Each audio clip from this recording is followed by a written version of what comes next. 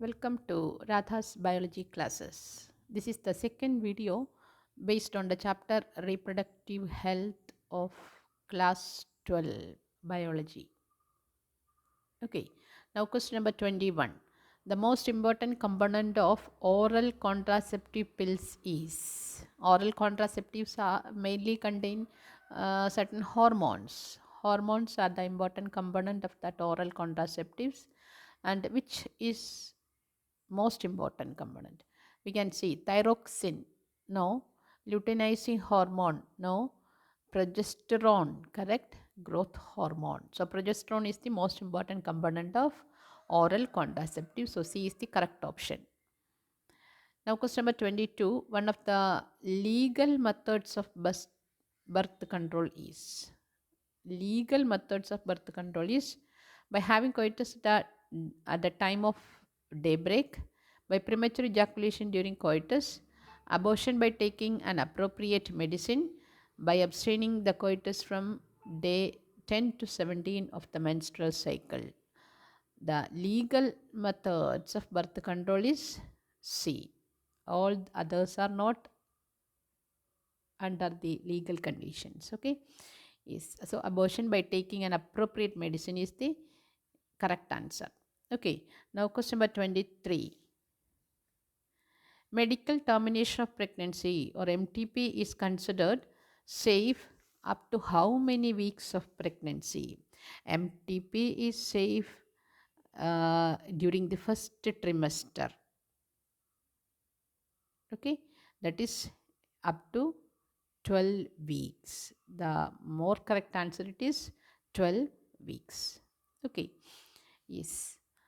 Then question number 24. Consider the statements given below regarding contraception and answer as directed thereafter. Consider the statements given below regarding contraception and answer as directed thereafter. A. No, number 1, medical termination of pregnancy during first trimester is generally safe. Correct. Generally, chances of conception are nil until mother breastfeeds the infant up to 2 years. Nil is not correct. So, this is wrong. We cannot say 100% safe. Then, third one, intrauterine devices like copper T are effective contraceptives. That's also right. Then, fourth one, contraception pills may be taken up to 1 week after coitus to prevent conception. No. Which two of the above statements are correct? Which two of the above statements are correct? Which two are correct? Statement number 1 and 3. So the correct answer it is which one? Option A. Okay. Now, question number 25. Select the option including all sexually transmitted diseases or STDs. Sexually transmitted diseases or STDs. The diseases will be transmitted because of sexual contact. Okay. A. Gonorrhea. Gonorrhea is one STD. Syphilis, STD. Genital herpes is also STD. Okay, so the first option it is correct. We can see the other options also. B. Gonorrhea, correct. Malaria, it is not an STD. Genital herpes is correct. AIDS, right. Malaria, no. Filaria, no. Cancer, no. AIDS, syphilis, correct. So the more correct option it is which one? Option A. Okay. Now question number 26. Which of the following sexually transmitted disease is not completely curable? Which one it is not completely curable? One of them it is not completely curable, all others can be. We can see the options: chlamydiasis, gonorrhea, genital warts, genital herpes. This chlamydiasis can be cured by antibiotics, with the help of antibiotics such as tetracycline,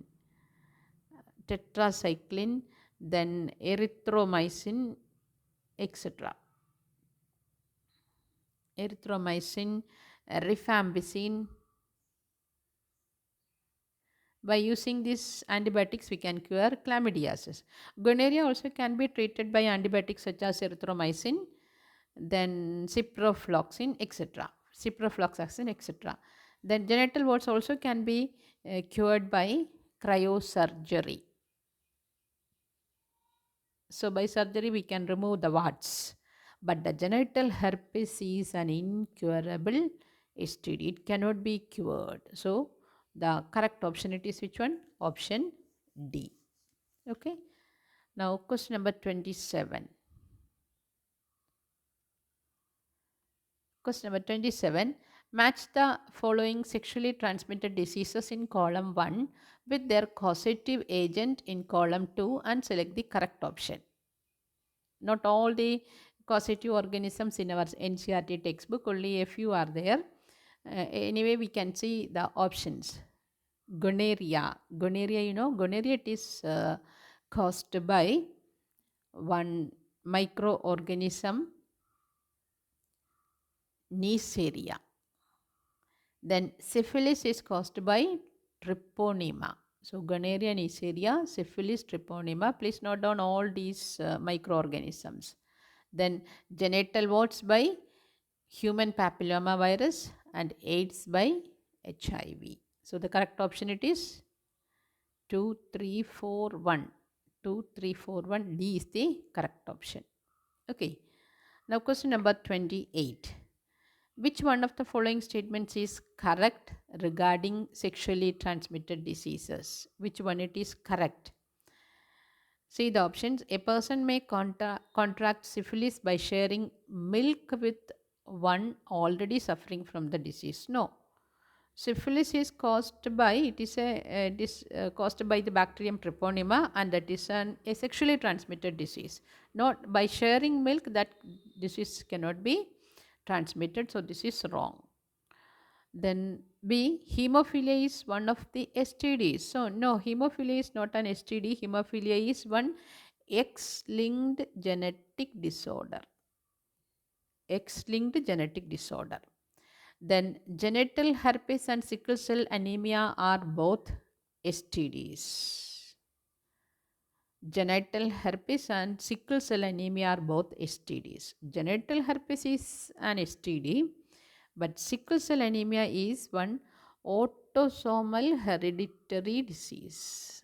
Sickle cell anemia is one autosomal hereditary disorder. So that's also wrong. The correct option it is which one may be? Option D. The chances of a 5 years boy contracting STD is very little. Very sure. He is unlikely to have sex at this stage, so very little chance. Okay, so option D is correct. Okay. Now question number 29. Which one of the following does correctly match a sexually transmitted disease with its pathogen? Here also please note down the pathogen and the different diseases. All these are not in the textbook. Okay. Sometimes it may be asked, so please note it down. Syphilis, already I have told you, syphilis is which one of the following does correctly match? Okay, correct one you have to select. Syphilis is caused by one microorganism, Treponema palladium. So this is the correct answer. So no need of other options. So A is the correct answer. Okay. Now question number 30. In which of the following techniques the embryos are transferred to assist those females who cannot conceive? In which of the following techniques the embryos are transferred to assist those females who cannot conceive? Okay, in case of such persons, the in vitro fertilization it can be followed, and after that fertilization the zygote can be transferred to, in the earliest stage it can be transferred to the fallopian tube, and that method it is known as zygote intra-fallopian transfer. After the formation of zygote, that will start division or cleavage, and after the 8-celled stage the embryo can be transferred to the uterus or intrauterine transfer. Okay, so the correct answer it is which one? Zygote intrafallopian transfer SIFT and intrauterine transfer IUT. Okay, gift it is what? GIFT, gift it is what? Here the transfer of gamete is taking place. Gamete. So this technique can be followed if the female cannot produce ovum or gamete. Okay. ICSI it is what? Intracytoplasmic sperm injection. Purposefully injecting the sperms into the cytoplasm of the ovum. Okay. So the more correct answer it is which one? Option A. Okay. Now question number 31. Embryo with more than 16 blastomeres. Blastomeres are what? Blastomeres are the resultant cells formed after cleavage. So embryo with more than 16 blastomeres formed due to in vitro fertilization or IVF. In vitro fertilization or IVF is transferred into after the 16 celled stage. It can be transferred only to the uterus. Cannot be transferred to the fallopian tube or the fimbrium or the cervix. It must transfer to the uterus, because just after the 16 celled stage it will divide, and during that time implantation it is taking place. Okay, implantation to where? Implantation to the uterine wall. So it must be transferred to the uterus. Okay. Then question number 32. A childless couple can be assisted to have a child through a technique called gift. Through a technique called gift or GIFT. The full form of this technique is GIFT. Gift it is what? G it is gamete, I it is intra, F fallopian, T transfer. We are transferring the gametes into the fallopian tube. So gamete intrafallopian transfer. The correct option it is option D. Gamete intrafallopian transfer. Okay. Now question number 33. Assisted reproductive technology, IVF. IVF it is what? In vitro fertilization involves transfer of ovum into the fallopian tube, zygote into the fallopian tube, zygote into the uterus, embryo with a 16 blastomeres into the fallopian tube. See, the first option, ovum into the fallopian tube. If you are transferring the ovum into the fallopian tube, that technique it is known as what? Gift. Gamete intrafallopian transfer. The zygote it is what? After fertilization, in the initial stage, we are transferring the zygote into the fallopian tube. So this is right. Okay. Zygote into the uterus. So if you are transferring the zygote into the uterus, it cannot be, the implantation will not take place. Only after the 16 celled stage we can transfer it into the uterus. So embryo with blastomeres into the fallopian tube, that's also wrong. Okay, so the more correct answer it is which one? Zygote into the fallopian tube. Okay, now question number 34. Artificial insemination means artificial introduction of sperms of healthy donor into the vagina, introduction of sperms of healthy donor directly to the ovary, transfer of sperms of a healthy donor to a test tube containing ova, test tube, not L it is there, and D, transfer of sperms of husband to a test tube containing ova. Artificial insemination means the introduction of this sperms into the of a healthy donor into the vagina. So A is the correct answer.